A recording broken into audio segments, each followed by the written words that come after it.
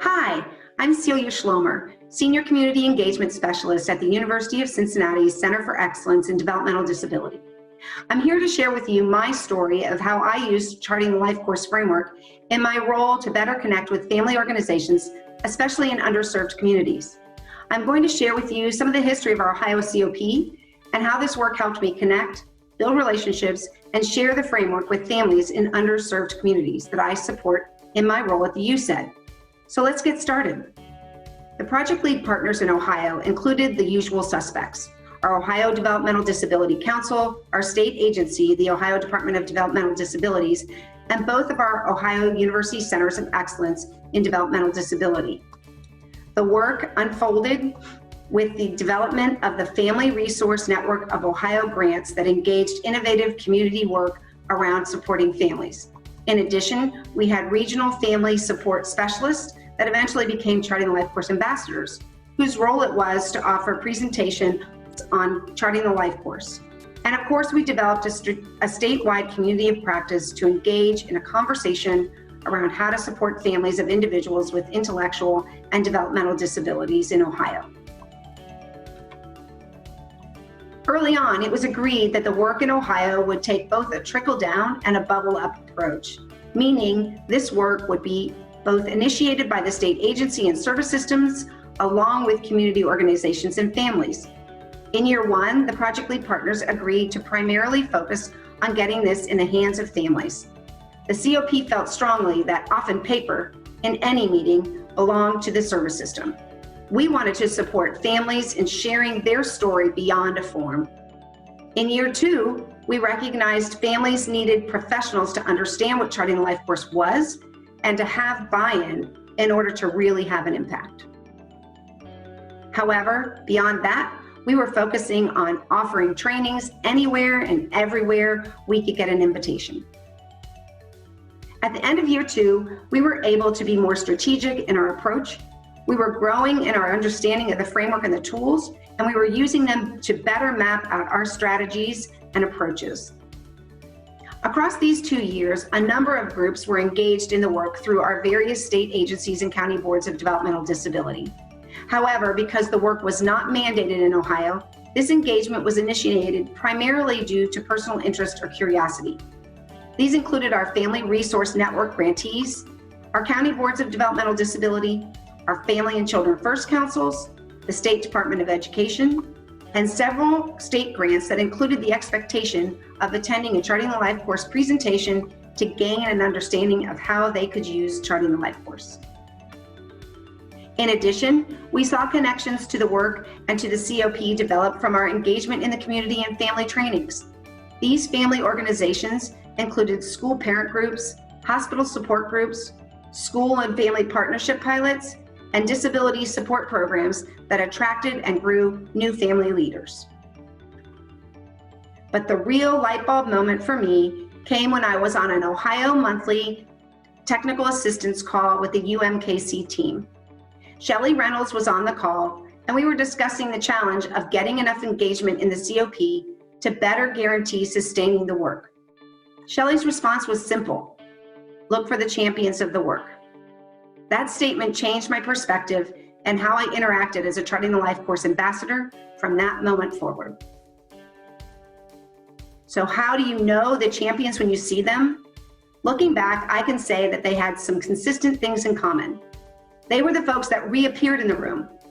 This might be by consistently attending the COP meetings or more than one Charting the Life Course presentation. They were often the people that would share how the framework or tool could help when at an unrelated event. They shared their Charting the Life Course story without you asking. They asked the deeper questions or were more innovative because they knew the framework. It may be as simple as not going to a system solution first every time. And as you begin to notice your champions, you'll want to support them as they grow into their role. The process cannot be rushed. We were most successful when we kept our person-centered lens in focus. The best results came taking the time to point out their contribution and their value in the space, helping them create their place at the table. You can do this by knowing what's important to them and by knowing your own gifts, those that allow you to support and enhance their trajectory. When successfully working with underserved families, it was also important to not go in with an outcome in mind. You really needed to meet them where they were, focusing on what they need and how you can support that.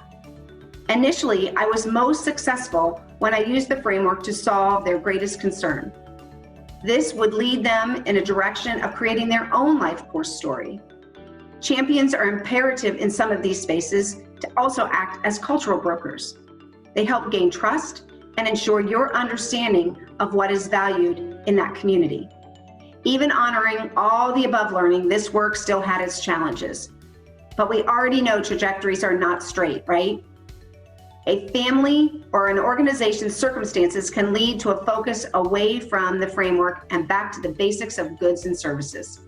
It requires reevaluating to determine your support role. You may need to change your own steps. You may want to offer support to revisit their trajectory. The past 6 months is a perfect example of this. Some of our desired work has been put on hold to focus on the basic needs for the families we are working with. Others have simply been redesigned to fit our new circumstances. Other challenges in these communities we noted were a reluctancy to go outside their immediate family, community, or cultural group, except to get goods and services, or a lack of trust that may get in the way and could cause them not to recognize or want to share their own story. Again, time, transparency, and person-centered practices can have a positive impact on this. So 2 brief stories. Krishana is a member of the Autism and We Family Support Group. This is a family support group for African American mothers of children with autism, begun several years back as part of a research project, and it is now family-powered and hospital-supported. I connected with the group to do a Charting the Life course presentation. After several failed attempts, I was invited to come and do a 30-minute IEP advocacy training instead. Fast forward, and eventually, with a few experiences with some of the members using Charting the Life course tools in my family support role, they agreed to let me assist them by offering a one-to-one IEP meeting training for preparation using the Charting the Life course tools. Krishana had 3 children on IEPs. I recognized her enthusiasm as she prepared trajectories with all of them prior to their upcoming meetings. The golden nuggets for her and her children after this process are far too many to mention, but they include a successful conversation about maintaining high expectations for her 16-year-old son who is nonverbal and has autism, a new ease in communication when she needed to redirect her daughter's IEP team when services were not being delivered in COVID, and most importantly, the reinvestment in her own vision for all her children as she advocates for their role and place in the world. Since this work, Krishana has reinvested her own trajectory. She has been speaker on family and panels for the UC. She is a new LEND family trainee. She's offering family support in her community, and she wants to bring the framework and tools into the Cincinnati Public Elementary School where she works. Gabriella has pursued using the framework in identifying the good life for her family and her son. So what's next? My hope with everything being virtual now is to increase our champions' engagement in the COP, to support their growth in utilizing the framework and tools, and give them opportunities to tell their stories when possible and appropriate. Lastly, with the support of UMKC, we're working on offering an Ohio Ambassador training. The vision for this will include using this training to help some of our Ohio champions to reach their goals and increase their impact. Thanks for listening. I hope you find this helpful as you begin to think about your own vision of including families and family organizations that support those who are often underserved. Reach out if you have questions.